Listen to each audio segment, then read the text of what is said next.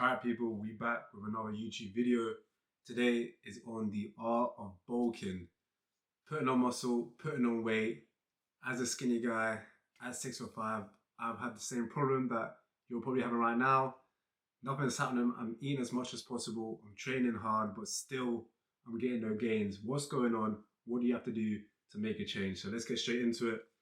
My testimony, I already put on 20 kilos at 6'5", right? So here I was literally probably around 75 kilos, pushing 80 kilos. And here on the right, I'm around 95, 96 right now, lean down a little bit. So I've done it. If I can do it, you can do it. That's all you have to know. And let's get straight into it. No BS, streamlined way. We're cutting out all of the BS that you'll be hearing online, and we're just looking at what works and what doesn't work.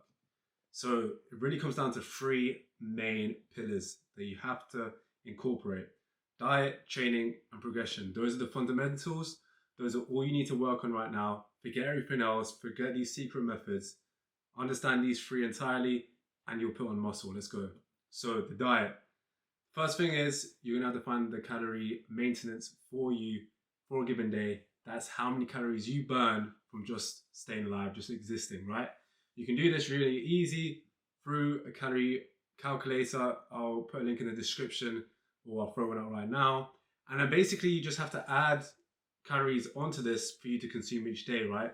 Being that calorie surplus that everyone talks about, you can't out-train a bad diet. If you're not in a calorie surplus, you won't grow, and that is just facts, period.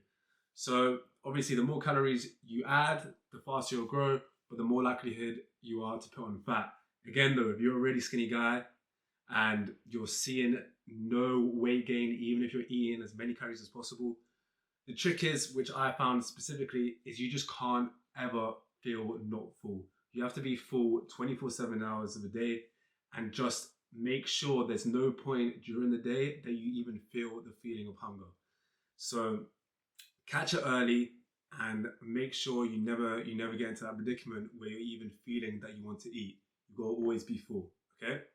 So another big thing is you gotta ensure that you're above your maintenance by the weekend.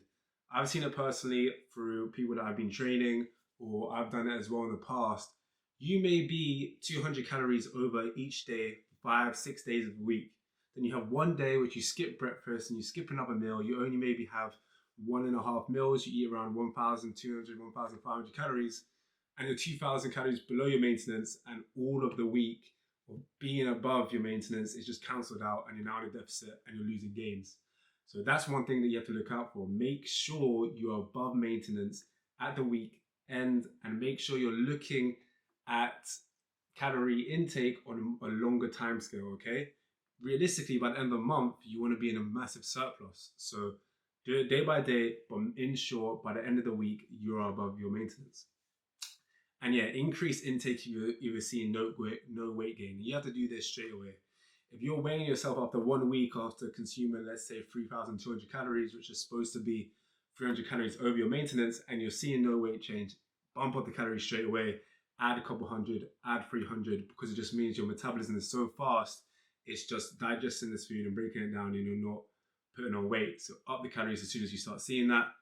1 to 1.5 grams of protein per pound of body weight, that's a necessity. You have to be consuming that every day. I know a lot of people, these science-based people, saying 0.575 grams, all of this. Come on, man. If you're not eating 1 to 1.5 grams of protein and you're still expecting to grow, like, there's no reason for you not to be eating that. And at the end of the day, you're eating for the person you want to be. You're not eating for your current physique now. You need to think about that. You want your body to adapt and grow. So why would you be eating for your current physique? You don't want to be doing that, okay? So 1 to 1.5 grams protein per pound of body weight. Make sure these are all in whole foods, okay? Your chicken, your fish, your salmon, your steaks, your rice, potatoes, all of this. You want to ensure whole foods. You don't want to be eating your pizzas as much and all of that stuff, just because when it does come down to the cut, you're going to be craving all of this stuff, right? Your body is going to be wanting these fats, these sugars, these oils. So then when you come to the cut, it's going to be a lot harder to withstand these cravings, okay? So you want to make sure you're getting it in the whole foods. These are going to be the easiest to digest. You're going to actually absorb all of the protein way more than just absorbing the protein from, let's just say, a protein bar or these bullshit protein shakes. Obviously, you can use these to add on, but ensure you're getting most of your calories from your whole foods. But that said, you need to ensure you're hitting your calorie goal. So if you don't get enough calories in, bad calories are always better than no calories, okay? If you can only eat that pizza to reach your target, eat that pizza and eat more, okay? So yeah, you want to eat regular meals as well. These meals are going to be 4 times a day, maybe lower calorie meals, but more frequent. That means that you don't just get so stuffed. I've seen it as well in the past. People I've been training with, people I've lived with, me, myself. You may eat one massive meal, 1,500 calories, and then you're so stuffed, you can't eat anything the rest of the day because your body's still trying to digest it. You're still feeling heavy. You want to catch it early. Make sure you don't get hungry, but make sure you stop just before you're about to blow up, right? You want to be full, but not too full to the point that you can't even move and it doesn't digest. You know that feeling. So make sure you get the right balance. Waking up early, obviously you're going to be able to consume more. The days I was waking up at 6, 5 a.m. for work is when I consumed the most calories. So bear that in mind. And yeah, creatine, 5 grams of creatine, as much water as possible. I'm not even going to put a number on it. You should just be drinking as much water as possible. Your muscle is predominantly water, so get that in. Next, we're moving on to the training. The training is pretty much simple. You just have to be lifting heavy and you have to be lifting intensely. That's pretty much it. Heavy compound lifts, your bench, your squat, your deadlift is a given. I don't even need to go into detail about this. You should be already doing it. But you should also be trying to overload it as much as possible, right? You should be trying to add weight every week. If you can't add weight, add reps. If you can't add reps, add partial reps. If you can't add partial reps, just make it more intense. You know, it's really that simple. And you want to supplement these with hypertrophy accessory exercises, such as your bicep curls, your leg extensions as well. And that's really just to tear down the muscle, time under tension, and get that muscle connection. And you really just want to include your drop sets, your supersets. Because you're in a surplus, this means you can train as intense as possible. There's no reason you should be doing this BS science-based lifting 2 sets for 8 reps is optimal and I don't go to failure. What is that? You should be training as hard as possible. You want your body to be as hard as possible. So train like it, train like Batman, and you'll achieve that physique. Okay. You want to also stick to the splits, such as the push-pull legs. You can use the compound lifts as your base and then build around it. I also have more splits that I go into detail for skinny guys or ectomorph guys. That will be in the Atlas project if you want to check that out. It's my link in bio.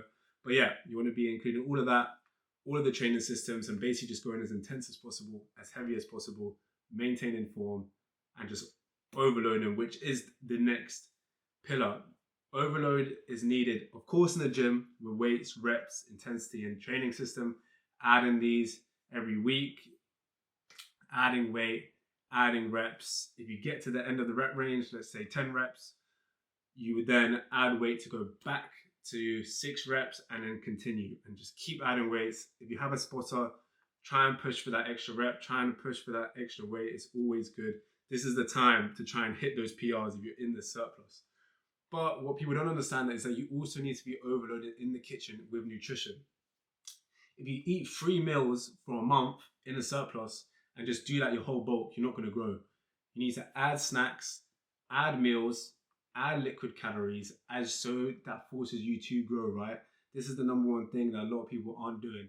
If you're eating, let's say, 3K calories for 2 weeks, then now bump that up to 3,300 calories. You added maybe a protein bar in between your meals, then you eventually add another meal in 2 weeks, and that's how you're going to be forced to grow. Your body's going to adapt, and that's how you bulk, people. This is the main thing.